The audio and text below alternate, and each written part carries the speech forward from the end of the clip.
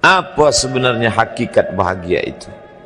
Ada seorang kaya, hartanya banyak, dia naik kereta yang besar, megah dan mewah. Dalam perjalanan dia tengok ke sebelah kanan ada tanaman padi sawah yang menghijau. Lalu dia pandang ada budak-budak kecil membawakan makanan beserta ibunya menuju pondok di tengah sawah.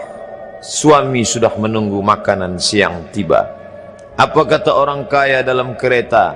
Oh, bahagianya petani. Di tengah perutnya lapar, istri dan anaknya datang. Makanan tiba pada waktunya. Air minum dapat menghilang dahaga. Lapar hilang, rindu pun sirna, karena istri dan anak ada di sekitar dia. Bahagianya menjadi petani, kata orang kaya dalam kereta. Masa orang kaya berpikir bahwa dia tidak bahagia? Si petani yang bersama anak di pondok tua itu pula memandang orang kaya di atas kereta. Apa kata dia? Betapa bahagianya orang kaya naik kereta, sedangkan aku hanya duduk di pondok yang tua. Maka pada hakikatnya manusia ini dua-duanya tak bahagia. Lalu sebenarnya bahagia itu di mana? Ada seorang anak yang sedang belajar di college, university. Maka dia berkata, alangkah bahagianya kalau saya dapat BA. Selepas dia dapat ijazah BA, lalu dia berkata, aku tak bahagia. Alangkah indahnya bila dapat master.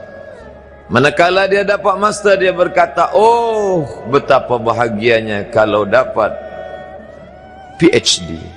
Selepas PhD dia berkata, susahnya PhD, belum juga dapat kerja. Selepas dapat kerja dia berkata, alangkah bahagianya kalau menikah. Selepas menikah dia berkata, aku tak bahagia sebab orang selalu tanya, dah punya anak apa belum? Selepas punya anak, dia pula berpikir untuk menikah sekali lagi. Jadi sebenarnya bahagia itu punya siapa? Oleh sebab itu bila kita baca kitab-kitab, maka makna sa'adah, kebahagiaan, orang yang bahagia sa'id, bahagia adalah insyirahus sadr, ketika hati terasa lapang apapun yang datang. Kalaulah pelajar yang mendapatkan BA itu hatinya lapang, tentu dia bahagia. Kalaulah petani yang berada di tempat rumah tua itu hatinya lapang, tentulah dia bahagia. Kalaulah orang kaya dengan kereta yang besar itu hatinya lapang, tentulah dia bahagia. Itulah mengapa Musa alaihi salam di tengah kesusahan hatinya akan melawan ayah angkat bernama Fir'aun. Dia minta hati yang lapang. Kita semua baca doa itu, Rabbi syrahli, lapangkan dadaku. Itulah mengapa kakinya pecah berdarah, giginya patah, pelipisnya pecah, meneteskan darah, tapi dia tersenyum bahagia kerana hatinya lapang. Allah sudah lapangkan hatinya. Apa kata Allah untuk dia? Alam nasrah laka sadrak. Itu beza Muhammad dengan Musa. Musa meminta, Rabbi shrah li sadri wa yassir li amri wahlul 'uqdatam min lisani yafqahu qawli. Sedang Muhammad tidak meminta. Belum meminta, Allah dah bagi pada dia. Apa kata Allah? Alam nasrah laka sadrak wa wada'na anka wizrak alladhi anqadha dhahrak wa rafa'na laka dhikrak. Bila kau dalam keadaan susah, dua kali Allah ulang, fa inna ma'al usri yusra, inna ma'al usri yusra. Hati lapang itulah yang membuat Haji Abdul Malik Karim Amrullah Buya Hamka tersenyum di dalam penjara. Penanya berjalan perlahan tapi pasti, maka keluarlah tafsir Al-Azhar.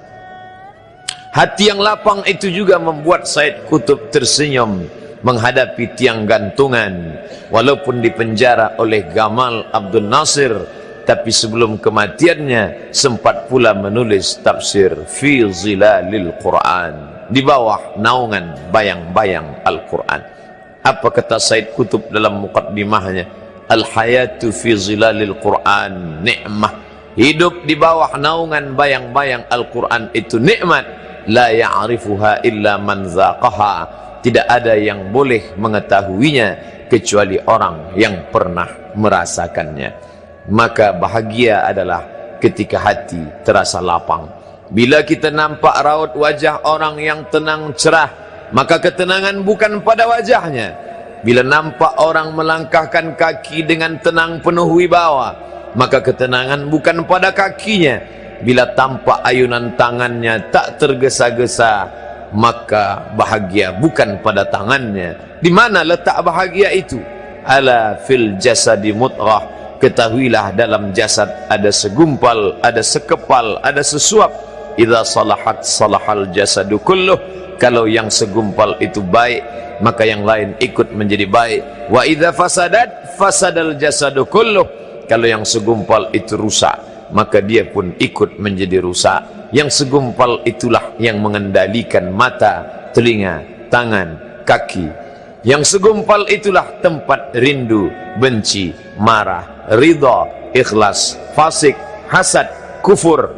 Di sanalah bersemayam rindu dan benci. Maka jangan terlampau benci. Habib habibaka haunamma. Kalau kau sayang, sayanglah secukupnya sahaja. Karena boleh jadi hari ini kau sayang, besok berubah menjadi kebencian. Kalau kau benci, bencilah secukupnya sahaja. Boleh jadi esok pagi dia menjadi orang yang tersayang. Berapa banyak puan-puan berkata, siapa itu? Itulah orang yang dulu paling aku benci. Tapi hari ini masih ada juga benci, tapi tak banyak. Oleh sebab itu maka dijaga dia. Yauma la yanfa'u malun. Hari itu tak ada guna harta. Wala banun. Tak ada guna anak.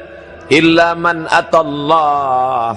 Kecuali orang yang datang menghadap Allah biqalbin salim, dengan hati yang salim. Qaf lam ba, qallaba, berbolak-balik. Qallaba, tidak selamanya bahagia. Kadang pagi hati tenang, petang datang dia pun susah. Kadang pagi hati lapang, petang tiba dia pun gundah. Maka apa yang dapat menolong? Ala bizikrillah. Ketahuilah dengan banyak menyebut mengingat Allah, tatma'innul qulub, maka hati akan menjadi lapang. Qalbul mu'min baina asabi'ir rahman.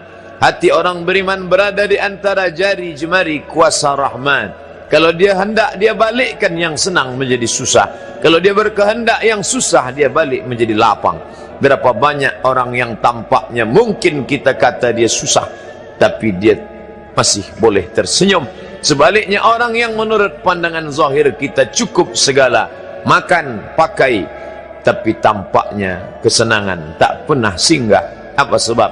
Kerana hati milik Allah. Dia ada dalam diri kita, tapi dia bukan punya kita. Lillahi ma fis samawati wa ma fil ard. Apa di langit, apa di bumi, milik Allah. Balikkan kepada Allah. Dari Allah, balik kepada Allah.